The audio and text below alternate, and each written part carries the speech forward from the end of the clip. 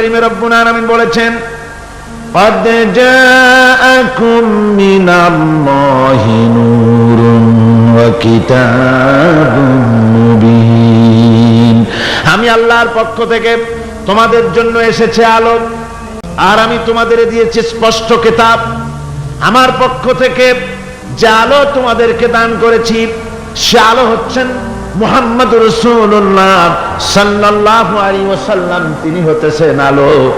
আর একটা কিতাব দিয়েছি, ওই কিতাবের নাম হচ্ছে কোরআনে কারীম। কোরআন শরীফ দিয়েছে, স্পষ্ট কিতাব। আর আলো দিয়েছি, আলো হচ্ছেন মুহাম্মদুর রাসূলুল্লাহ সাল্লাল্লাহু আলাইহি ওয়াসাল্লাম। হুজুরকে নূর বলা হয়েছে, হুজুরকে সিরাজাম মুনীরা বলা হয়েছে, একটা উজ্জ্বল প্রদীপ বলা হয়েছে। হুজুর যেমন শানওয়ালা বরকতওয়ালা নবী, তাকে তো প্রদীপের সাথে নয়, তাকে তুলনা করা দরকার ছিল সূর্যের আলোর সাথে, চাঁদের আলোর সাথে। কিন্তু আল্লাহ রাব্বুল আলামিন সূর্য এবং চাঁদের সাথে তুলনা না করে হুজুরকে তুলনা করেছেন প্রদীপের সাথে। কারণ হচ্ছে সূর্যের আলো যতই প্রখর হোক, সূর্যের আলো যতই প্রচন্ড হোক, এই সূর্য কিয়ামত পর্যন্ত চেষ্টা করে নতুন আরেকটি ছোট্ট সূর্যের জন্ম দিতে পারবে না। চাঁদের আলো যতই সুন্দর হোক, যতই স্নিগ্ধ হোক না কেন, কিয়ামত পর্যন্ত চেষ্টা করে চাঁদ নতুন ছোট্ট একটি চাঁদের জন্ম দিতে পারবে না। অথচ একটা প্রদীপ, এই প্রদীপ থেকে যদি কেউ আলো ধরাতে চায়, আর একটা ধরানো যাবে, 10টা যাবে, 100টা যাবে, সহস্রটা যাবে। যত আলো ধরাতে চায়, একটা প্রদীপ থেকে মানুষ আলো হাজারো হাজারো লাখো লাখো আলো ধরাতে পারে, তাতে ওই প্রদীপের আলো মোটেই কমে যাবে না। ঠিক কিনা বলেন?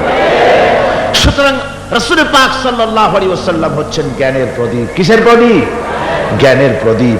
তার কাছ থেকে, আল্লাহ রাব্বুল আলামিনের কাছ থেকে এসেছে জ্ঞান। সেই জ্ঞান তিনি বিকিরণ করেছেন, বিতরণ করেছেন গোটা বিশ্ববাসীর জন্য। সুতরাং হিদায়াতটা আল্লাহর পক্ষ থেকে পয়গম্বরদের কাছে সরাসরি আসে, অন্যদের কাছে আসে না। এই পৃথিবীতে দার্শনিকরাও নেতা, রাজনৈতিক নেতারাও নেতা। যত নেতা আছে, দার্শনিক হোক আর রাজনৈতিক নেতা হোক, যত রকমের নেতা আছে, সমস্ত নেতারা কথা বলে মন মস্তিষ্ক দিয়ে, আন্দাজ এবং অনুমানের উপরে ভিত্তি করে অন্ধকারে ঢিল ছোড়ে। আর পয়গম্বরেরা আন্দাজের উপরে ভিত্তি করে, অনুমানের উপরে ভিত্তি করে কোনো কথা বলেন না, অন্ধকারে ঢিল ছোড়েন না, পর্যবেক্ষণ করে চোখে দেখে বিশ্বাসের ভিত্তিতে আল্লাহর পক্ষ থেকে যে কথা আসে, সেই কথাই দৃঢ়তার সাথে তারা পেশ করে থাকেন। নবীরা হচ্ছেন মাসুম। নবীরা কি? মাসুম, বেগুনাহ, তাদের কোনো গুনাহ নাই। আল্লাহ পাক তাদেরকে হেফাজত করেন। কে হেফাজত করেন? আল্লাহ সুবহানাহু ওয়া তাআলা। শয়তান হচ্ছে মোস্ট পাওয়ারফুল। শয়তানের এত বড় পাওয়ার, সে যে কোনো মুহূর্তে যে কোনো আলেম, যে কোনো পীর, যে কোনো সুফি, দরবেশ, হাজি, গাজী, যে কোনো ব্যক্তিকে ওয়াসওয়াসা দিতে পারে, প্রতারণা দিতে পারে, কিন্তু নবীদেরকে প্রতারণা দিতে পারে না। আল্লাহ পাক শয়তানের সব রকমের কুমন্ত্রণা এবং ওয়াসওয়াসা থেকে আল্লাহ পাক নবীদেরকে কি করেছেন? হেফাজত করেছেন। মানুষের জন্য আল্লাহ রাব্বুল আলামিনের সবচেয়ে বড় ইহসান হচ্ছে যে তিনি আমাদের জন্য নবী দিয়েছেন, হেদায়েত আমাদের দিয়েছেন নবীর মাধ্যমে। আর তাও আবার তিনি নবী দিয়েছেন মানুষের মধ্য থেকে। আল্লাহ পাকের এটা ইহসান যে তিনি নবী বানিয়েছেন সব মানুষদের, ফেরেশতাদের নবী বানান নাই। ফেরেশতা নবী হলে আমাদের জন্য সুবিধা হতো না। কি বলেন? ঠিক না? তার কারণ হলো ফেরেশতারা পুরুষও না, নারীও না। তারা মানুষের সমস্যা বোঝেন না। তাদের কল নাই, কারখানা নাই, তাদের ক্ষেত খামার নাই, মহিষ গরু নাই, তাদের রাজনীতি নাই, তাদের ইলেকশন নাই, তাদের ভোটাভুটি নাই, তাদের কিছুই নাই। তারা শুধু আল্লাহ পাকের আজ্ঞাবহ বিরাট এক বাহিনী। তো তারা পুরুষও না, নারীও না। সুতরাং স্বামী স্ত্রীর মধ্যে যদি কোনো মনোমালিন্যর সৃষ্টি হয়, তাহলে তার মীমাংসা করা তাদের পক্ষে সম্ভব না। তারা কি করে জানবে যে স্বামী স্ত্রীর মধ্যে গন্ডগোল হয় কেন, আর তা মিটায় কি করে? কল কারখানা তাদের নাই, তারা শ্রম দেয় না, তারা কল কারখানার মালিকও না। সুতরাং শ্রমিকদের সাথে মালিকের বাধে কেন, আর মেটে কিসে, তাও তাদের বোঝার কথা না। তারা রাজনীতি করে না, তারা ইলেকশন করে না, তারা আল্লাহ পাকের আজ্ঞাবহ বাহিনী। মানুষকে রাজনীতি করতে হয়, সমাজ নিয়ে বাস করতে হয়। সুতরাং রাজনীতি করতে গিয়ে মানুষকে হরতালের ডাক দিতে হয়, ধর্মঘট করতে হয়, ভোটাভুটি করতে হয়, কত কিছু করতে হয়। ফেরেশতা যদি নবী হতো তো মানুষের প্রতি ইহসান হতো না। এই জন্য আল্লাহ রাব্বুল আলামিন মানুষের প্রতি সবচাইতে তিনি হচ্ছেন বড়, তিনি সবচাইতে ইহসানকারী, তিনি মানুষের প্রয়োজন বোঝেন। এই জন্য মানুষের জন্য তিনি যে নবী বানালেন, সমস্ত নবীরাই ছিলেন মানুষ। সমস্ত নবীরাই কি? সবাই জোরে সোরে বলেন, নবীরা কি ছিলেন? আল্লাহ পাক নবী দিয়েছেন, আবার মানুষ সৃষ্টি করে তার হেদায়েতের রাস্তা দেখিয়ে দিয়েছেন। আল্লাহ এমন কিছু সৃষ্টি করেন নাই যার চলার পথ দেন নাই, চলা শিখান নাই। সৃষ্টি করেছেন অথচ চলা শিখান নাই, এমন কিছুই সৃষ্টি করেন নাই। যেমন আল্লাহ রাব্বুল আলামিন চোখ সৃষ্টি করেছেন দেখার জন্য, চোখ দেখার কাজ করে, কান শোনার কাজ করে। পাখিকে সৃষ্টি করে ওড়ার মতো ট্রেনিং আল্লাহ রাব্বুল আলামিন দিয়ে দিয়েছেন। কে দিল? আল্লাহ রাব্বুল আলামিন। সুতরাং আল্লাহ শুধু সৃষ্টি করেন না, সৃষ্টি করেন, প্রতিপালন করেন, আর হেদায়েতের রাস্তাও তিনি বলে দেন। তাই এই পৃথিবীতে সাধারণ নেতাদের সাথে আর নবীদের সাথে বিরাট পার্থক্য সূচিত হয়েছে, যেহেতু নবীদের মাধ্যমেই আল্লাহ পাক মানুষের চলার পথের দিশা দিয়েছেন। দুনিয়ার সব নেতারা কথা বলেন মস্তিষ্ক দিয়ে, চিন্তা করে কথা বলেন। আর পয়গম্বরেরা, আল্লাহ রাব্বুল আলামিন বলেছেন, মা ইয়ানতিকু আনিল হাওয়া ইন হুয়া ইল্লা ওয়াহিয়ুহা। নবী নফসকে অনুসরণ করে, প্রবৃত্তিকে অনুসরণ করে নবীজি কোনো কথা বলেন না। আমার নবী যেটা বলেন সেটা হলো ওহী। আমি যা তাকে বলতে বলি নবীজি তাই বলেন, আমার কথাই বলেন। আল্লাহ পাক গ্যারান্টি দিতেছেন, এই যে কোরআন, এই কোরআনে কারীমের ভিতরে আমার নবী যদি নিজের থেকে বানিয়ে কোনো কথা বলতেন, ওয়ালাউ তাকাওয়ালা আলাইনা বাদাল আকাবিল, নবী যদি নিজের থেকে কোন কথা যদি রচনা করে কোরআনের মধ্যে ঢুকিয়ে দিতেন, তাহলে আমি আল্লাহ রাব্বুল আলামিন নবীজির হাতকে চেপে ধরতাম, আমি তার ডান হাতকে চেপে ধরতাম, আর তার কণ্ঠনালীকে আমি আল্লাহ রাব্বুল আলামিন কেটে ফেলে দিতাম। সুবহানাল্লাহ পড়েন। আমি তার কণ্ঠনালীকে কেটে দিতাম।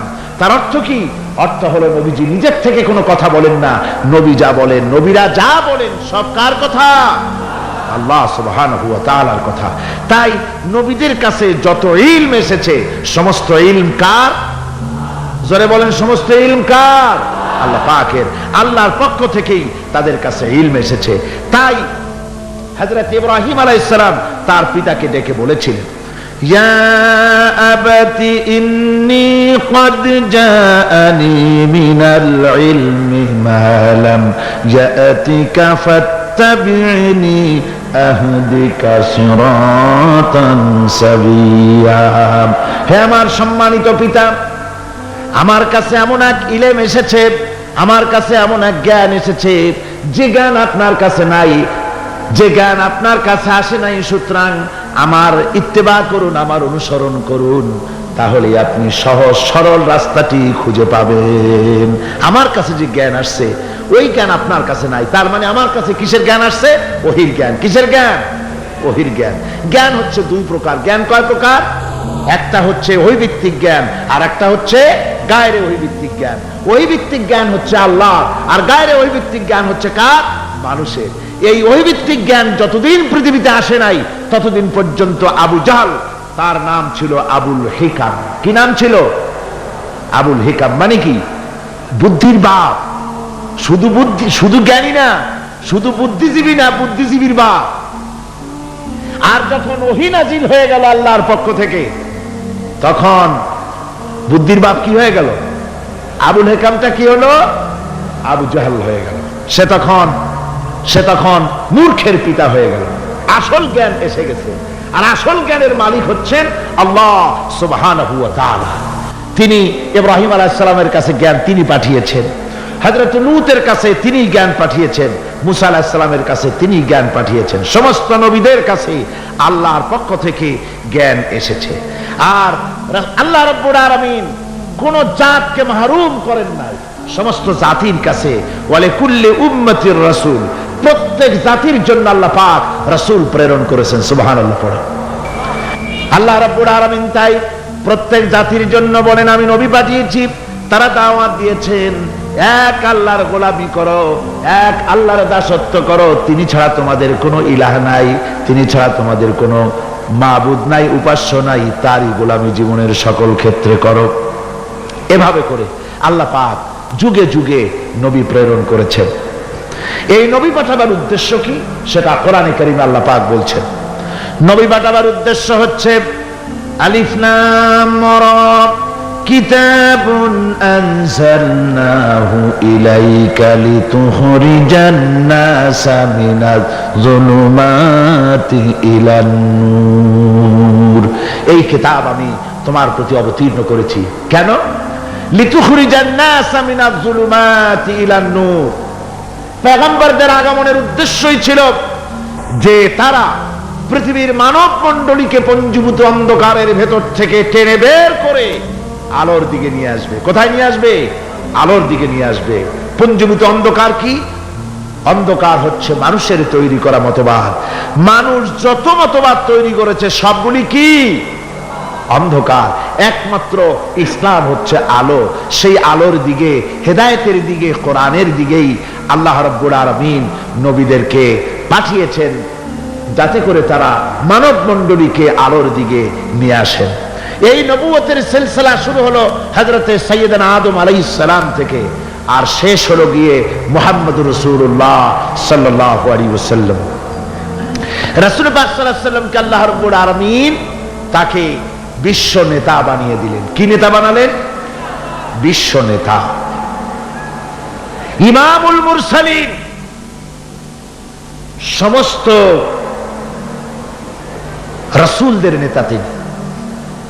রাসূল পাক সাল্লাল্লাহু আলাইহি ওয়াসাল্লাম বিশ্ব নেতা।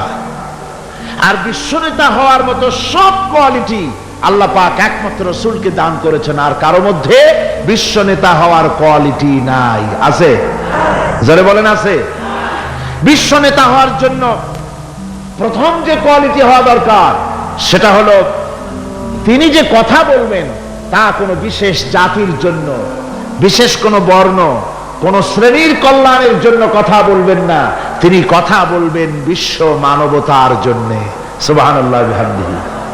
আরবের উপরে অনারবের কোনো প্রাধান্য নাই, অনারবের উপরে আরবের কোনো প্রাধান্য নাই। সৈয়দ বংশের বলে, শিক্ষার গৌরব, বংশের গৌরব বলে কোন জিনিস থাকবে না। মুসলমানদের একমাত্র দুনিয়ার ভিতরে আল্লাহর কাছে সম্মানিত সেই ব্যক্তি, ইন্না আকরামাকুম ইনদাল্লাহি আতকাকুম। আল্লাহর কাছে তোমাদের মধ্যে সবচেয়ে বেশি মর্যাদা তার যে ব্যক্তি তোমাদের মধ্যে আল্লাহ পাককে সবচেয়ে বেশি ভয় করে। সেই ব্যক্তি হচ্ছে তোমাদের মধ্যে সবচেয়ে মর্যাদা সম্পন্ন। সাদা এবং কালোর ব্যবধান দূর করলেন মুহাম্মদ রাসূলুল্লাহ, যারা বলেন সাল্লাল্লাহু আলাইহি ওয়াসাল্লাম। মানুষে মানুষে ভেদাভেদ দূর করে দিয়ে সমস্ত মানুষকে একটা প্ল্যাটফর্মে তিনি দাঁড় করিয়েছেন। বিশ্ব নেতা হবেন তিনি যার আদর্শ সারা দুনিয়ার মানুষের জন্য প্রযোজ্য। বলুন পৃথিবীর কোন নেতা, কোন ব্যক্তি তার আদর্শ দুনিয়ার সমস্ত মানুষের জন্য গ্রহণযোগ্য হতে পারে এমন আদর্শ কেউ দেখাতে পেরেছে? কেউ পারেনি। 3 নম্বরের যে কোয়ালিটি প্রয়োজন তা হচ্ছে তার দেওয়া আদর্শ কোন গণ্ডির ভিতরে সীমাবদ্ধ থাকবে না, বরং তা পৃথিবীর সব জায়গায় ছড়িয়ে পড়বে। এ ব্যাপারে রাসূলের আদর্শই সারা পৃথিবীতে ছড়িয়ে পড়েছে, আর কোথাও না, আর কারণ। চতুর্থ, বিশ্বনেতা হওয়ার জন্য আরেকটি কোয়ালিটি এমন যেটা হচ্ছে যে তিনি আদর্শ দিয়েই ক্ষান্ত হবেন না, নিজের জীবনে তা বাস্তবায়িত করে পৃথিবীর সামনে পেশ করবেন। কোন নেতা আছে যে জীবনে কার্যকরী করে দেখায়া মানুষের সামনে বলতে পেরেছে। আমরা যত নেতাদের ইতিহাস জানি, জীবনী জানি, আমরা দেখেছি তাদের চরিত্র দুই রকমের, তাদের ক্যারেক্টার দুই রকমের। একটা হচ্ছে পার্সোনাল ক্যারেক্টার, আর একটা হচ্ছে পাবলিক ক্যারেক্টার। একটা মানুষের কাছে দেখাবার চরিত্র, আর একটা হচ্ছে ব্যক্তিগত চরিত্র, ঠিক কিনা? তারা বলেন আমরা যা বলি সেইটা শোনো, আমি যা করি তা দেখতে যাও না। এই হচ্ছে ওদের কথা। মুহাম্মদ রাসূলুল্লাহ সাল্লাল্লাহু আলাইহি ওয়াসাল্লাম হচ্ছেন সেই মহান নেতা যিনি বলেছেন, ও আমার সাহাবীরা, ও আমার স্ত্রীরা, তোমরা দিনের আলোতে আমার মধ্যে যা কিছু দেখতে পাও আর রাতের বেলায়ও যা কিছু আমার মধ্যে দেখতে পাও, সব কথাগুলি তোমরা মানুষের কাছে খুলে বলে দাও। সুবহানাল্লাহ। কোন ব্যক্তি আছে এমন যিনি বলতে পারবেন সাহস করে যে আমার জীবনের সব কথা মানুষের কাছে বলে দাও? কে বলতে পারবে? হযরতে আয়েশা সিদ্দিকা রাদিয়াল্লাহু তাআলা আনহার খেদমতে কিছু সাহাবায়ে কেরাম এসে বলেছিলেন, হুজুর, বলেছিলেন মা বলুন তো হুজুর সাল্লাল্লাহু আলাইহি ওয়াসাল্লামের চরিত্রটা কেমন? আপনি তো সব সময় কাছে বেশি থাকার সুযোগ পান, চরিত্র আপনারই ভালো জানার কথা, বলুন হুজুরের চরিত্র কেমন? হযরত আয়েশা বলেছিলেন, তোমরা কি কোরআন পড়তে জানো? তারা বললেন, হ্যাঁ আমরা কোরআন পড়তে জানি। হযরত আয়েশা বলেন, কোরআনে কারীম যদি পড়তে জেনে থাকো তাহলে রাসূল পাক সাল্লাল্লাহু আলাইহি ওয়াসাল্লামের চরিত্র জানার জন্য আমার কাছে কেন এলে? যেটা কোরআন শরীফে পড়েছো তার বাস্তব নমুনা যদি দেখতে চাও তাহলে আল্লাহর নবী মুহাম্মদুর রাসূলুল্লাহর দিকে তাকাও। তিনি হচ্ছেন কোরআনে কারীমের মুজাসসাম নমুনা। এই যে কোরআন, এটা কয় পারা? 30 পারা। এই 30 পারা কোরআনের বাস্তব চিত্র যদি কেউ দেখতে চায় তাহলে রাসূল পাক সাল্লাল্লাহু আলাইহি ওয়াসাল্লামের 23 বছরের নবুয়তের জীবন দেখুক। সুবহানাল্লাহ। এখানে তো সব লেখা আছে, এখানে সব লেখা আছে। এটা হলো থিওরি। প্র্যাকটিক্যাল যদি কেউ দেখতে চায় কোরআন, তাহলে হুজুরকে দেখতে হবে। কারে দেখতে হবে? পা থেকে শুরু করে মাথা পর্যন্ত, নবুয়তের প্রথম দিন থেকে শুরু করে শেষ নিঃশ্বাস পরিত্যাগ করার সময়টুকুন পর্যন্ত রাসূল পাক সাল্লাল্লাহু আলাইহি ওয়াসাল্লাম কোরআনকে নিজের জীবনের উপরে বাস্তবায়িত করে মানুষের সামনে তুলে ধরেছেন। সুবহানাল্লাহ, সুবহানাল্লাহ। এই জন্য আল্লাহর নবীর চরিত্রের সার্টিফিকেট দুনিয়ার কোন নেতার চরিত্রের সার্টিফিকেট তাদের বইয়ের ভিতরে নাই, ধর্মগ্রন্থের ভিতরে নাই। একমাত্র কোরআনের ভিতরে কোরআনের বাহক যিনি ছিলেন, কোরআনের ধারক যিনি ছিলেন, তার চরিত্রের সার্টিফিকেট আল্লাহ কোরআনের মধ্যে ঢুকাই দিয়েছেন। রব্বুল আলামিন বলেন, ওয়া ইন্নাকা লাআলা খুলুকিন আযীম। নবী হে, আপনি হচ্ছেন পূত পবিত্র চরিত্রের উপরে প্রতিষ্ঠিত। সুবহানাল্লাহ। আপনি চরিত্রের উপরে প্রতিষ্ঠিত। রাসূল পাক চরিত্রের মূল ব্যক্তিত্ব ছিলেন। লেখাপড়া জানতেন না হুজুর, লেখাপড়া জানতেন না, না পড়তে জানতেন না, লিখতে জানতেন না, নিজের নাম সই করতে পারতেন। অথচ গোটা বিশ্বের সর্বকালের সর্বযুগের সর্বশ্রেষ্ঠ নেতা মুহাম্মদ রাসূলুল্লাহ সাল্লাল্লাহু আলাইহি ওয়াসাল্লাম।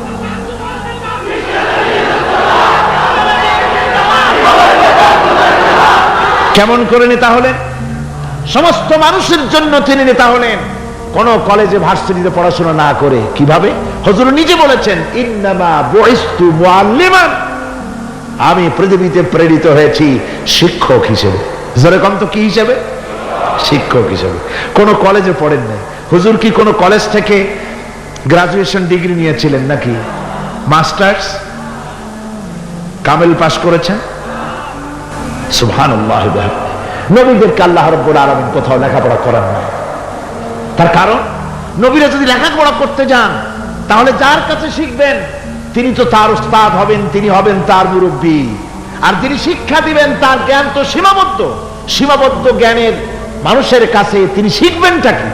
এই জন্য নবীদের শিক্ষক পৃথিবীর কোন মানুষ নয়, নবীদের শিক্ষক স্বয়ং আল্লাহ সুবহানাহু ওয়া তাআলা। আল্লাহ নিজে শিখাইছেন। আমার ভাইয়েরা, রাসূল পাক সাল্লাল্লাহু আলাইহি ওয়াসাল্লামের চরিত্র এত বড় চরিত্রবান ব্যক্তিত্ব আল্লাহর আকাশের নিচে জমিনের উপরে আর কেউ হতে পারে না। আমরা তার চরিত্রের সার্টিফিকেট সর্বপ্রথম আমরা নিলাম। আমরা রাসূলের চরিত্র দেখতে পেলাম। রাসূলের স্ত্রী হযরতে খাদিজাতুল কুবরা রাদিয়াল্লাহু তাআলা আনহা, তিনি রাসূলের চরিত্রের সার্টিফিকেট দিতেছেন। বলেন, পুরুষের চরিত্রের সার্টিফিকেট সবচাইতে অথেন্টিক কারটা? স্ত্রীটা। স্ত্রী যে সার্টিফাই করে ওইটা হলো সবচাইতে মূল্যবান। আপনি পারেন বিদেশে গিয়া খুব বেশি জামা কাপড় গায়ে দিয়ে তারপরে বলতে পারেন যে আমি একেবারে কুতুবে জামান।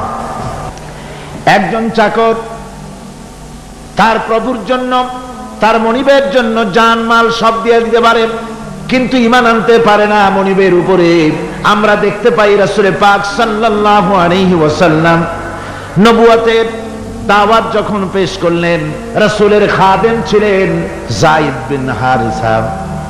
হযরতে যায়েদ এক মুহূর্ত দেরি করেন নাই, সঙ্গে সঙ্গে পড়েছেন লা ইলাহা ইল্লাল্লাহু মুহাম্মাদুর রাসূলুল্লাহ।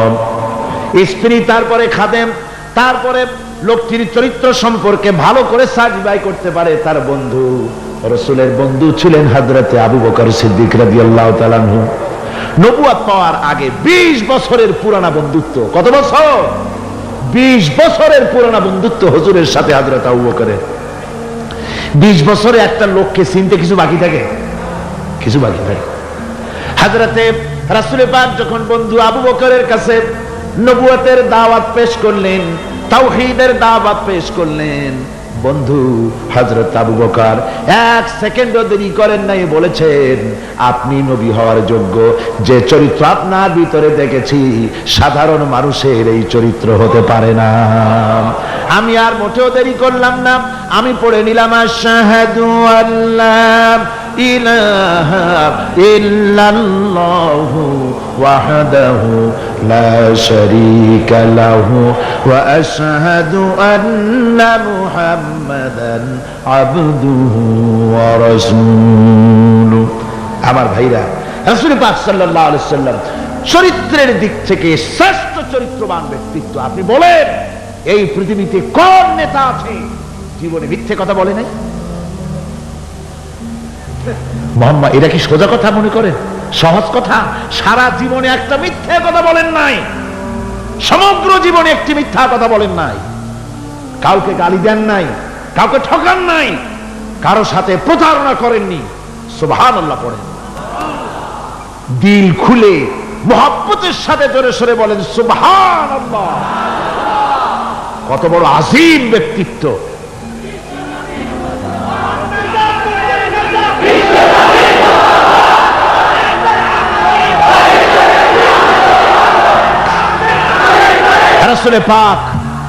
রাসূল পাক সাল্লাল্লাহু আলাইহি ওয়াসাল্লাম সমগ্র বিশ্বের নেতা, ইমামুল মুত্তাকিন, ইমামুল মুরসালিন, সমগ্র পৃথিবীর মানুষের নেতা, জেনেদের নেতা, সবার নেতা। তাই তোমার নেতা আমার নেতা কে? জোরে বলেন, তোমার নেতা আমার নেতা কে?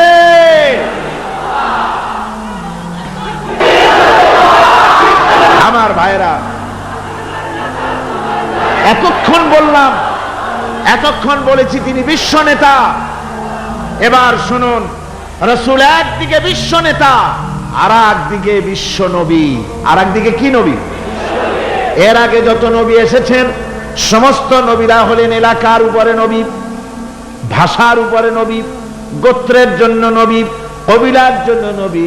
আল্লাহ রাব্বুল আলামিন বলেন ওয়ালাকাদ আরসালনা নূহান ইলা কওমি।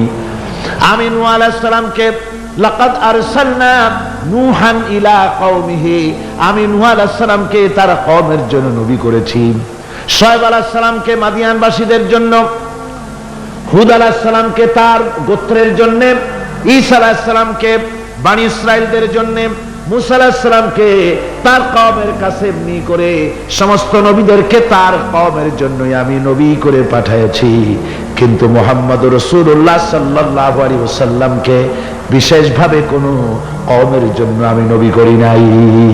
সুবহানাল্লাহ। কোন খাস কওমের জন্য মুহাম্মদ সাল্লাল্লাহু আলাইহি ওয়াসাল্লাম নবী নন।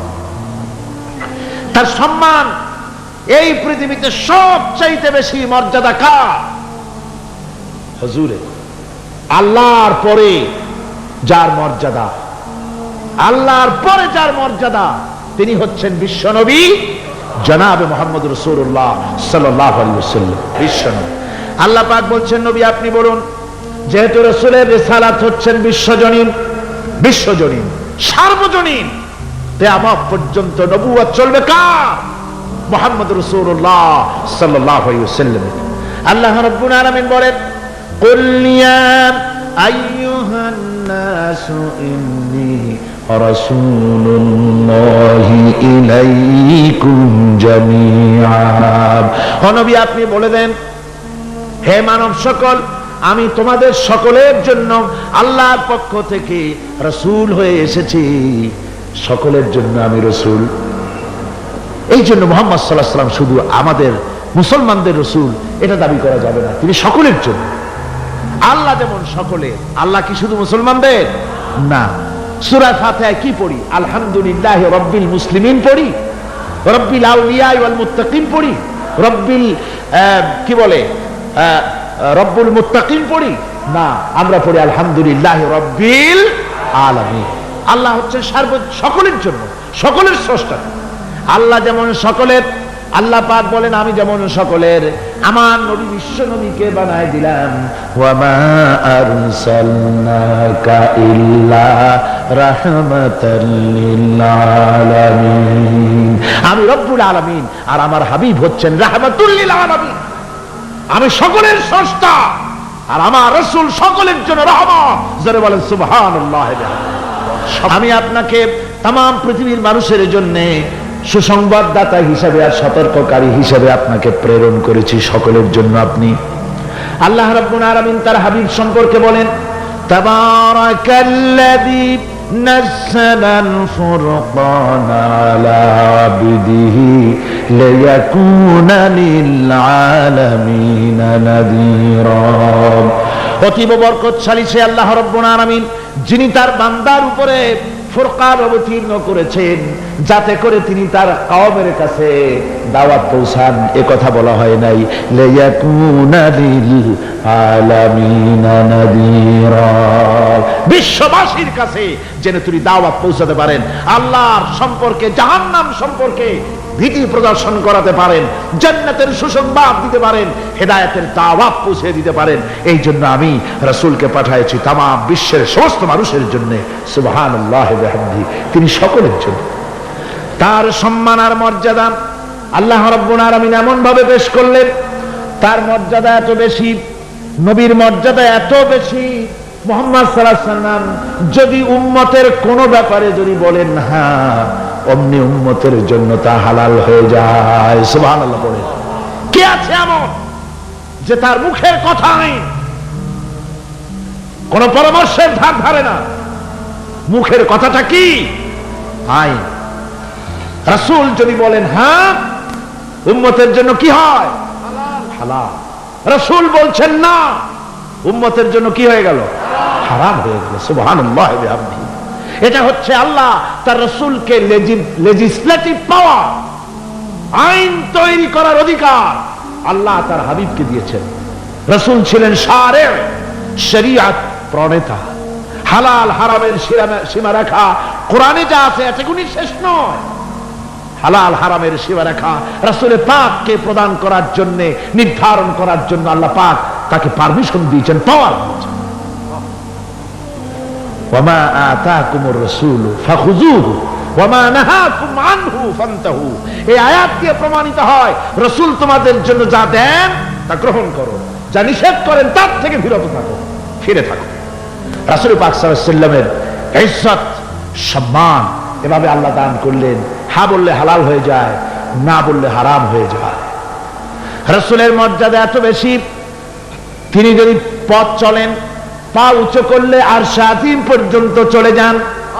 তিনি যদি আল্লাহর দরবারে মোনাজাত করেন, মোনাজাত করতে দেরি আছে, কবুল হতে দেরি নাই। হাত তোলা লাগে না, হাত তোলা লাগে না। আমরা যে হাত তুলে মোনাজাত করি, রাসূল সাল্লাল্লাহু আলাইহি ওয়াসাল্লাম হাত তুলেছেন, আবার অনেক সময় হাত তোলেন।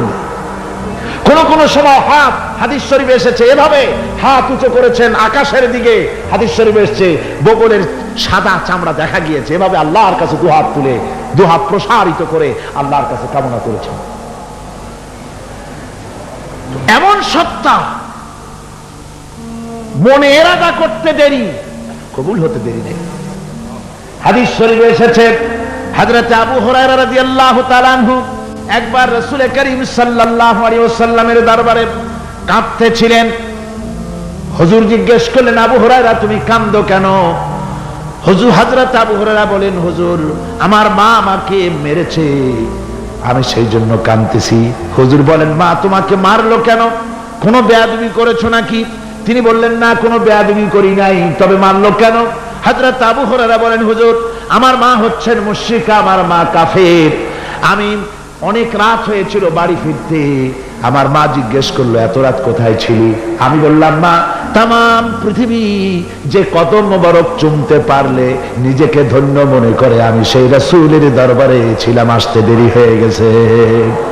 ইয়া রাসূলুল্লাহ, আপনার নাম শোনা মাত্র আমার মায়ের গায়ে আগুন জ্বলে গেল, সহ্য করতে না পেরে আমাকে মায়ের আরম্ভ করে দিল। বলল, আবু হুরায়রা হয় আমার বাড়ি ছাড়বি, না হয় মুহাম্মদ সাল্লাল্লাহু আলাইহি ওয়াসাল্লামের ঘর ছাড়বি, কোনটা করবি কর।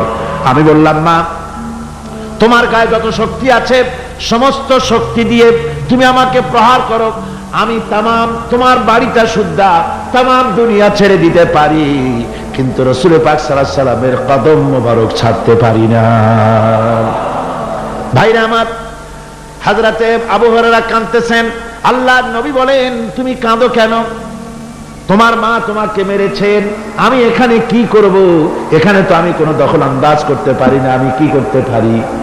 এখানে ইন্টারফেয়ার তো আমি করতে পারি না, মা তোমারে মেরেছে। হযরতে আবু হুরায়রা বলেন, ইয়া রাসূলুল্লাহ, মায়ের বিরুদ্ধে কোনো নালিশ করার জন্য আপনার কাছে আমি আসি নাই। বলে, কেন এসেছো?